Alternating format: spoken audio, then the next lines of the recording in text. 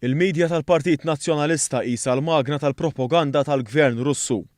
Dan sostnieh l-editorjal ta' The Malta Independent fejn stqar li l-aħbarijiet tal-Partit Nazzjonalista qatt ma jistgħu jkunu kredibbli meta se jibqgħu joħorġu stejjer li jkunu riċiklati ma jagħmlu l-ebda sens jew joħorġu stejjer li ma jkunux ivverifikati.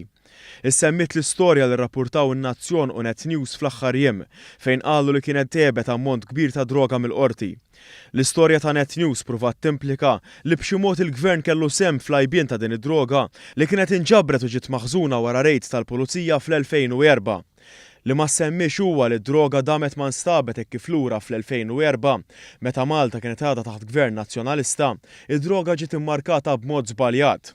L-editur ta' The Malta Independent innota wkoll kif minkejja li kien jaf dawn l-istejjer li ma jagħmlux sens u li d-droga kienet instabet fl-strong room tal-qorti stess, il-kap nazzjonalista Adrian Delija xorta ħass il-bżonn li jlaqqa l-medja sabiex ikun jista' jattakka lill-Gvern dwar din il-materja biex jipprova jirbaħ xi punti politiċi.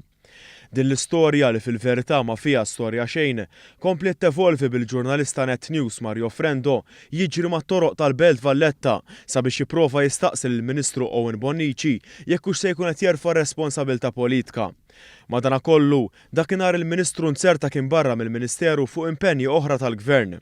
L-editur ta' The Malta Independent irrefera wkoll għal artiklu ieħor tan-Nazzjon fejn qalu li l-Gvern ħeba l-fatt li żewġ marixxalli tal-qorti serqu numru ta' dokumenti tal-qorti.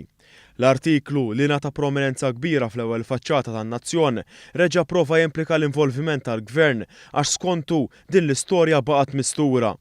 Madankollu, naqas milli jinnota kif kien il-Ministru tal-Ġustizzja li żvela din l-istorja aktar minn sena ilu u li bħalissa dawn iż-żewġ marixxalli jinsabu għaddejjin bi proċeduri legali kontrihom.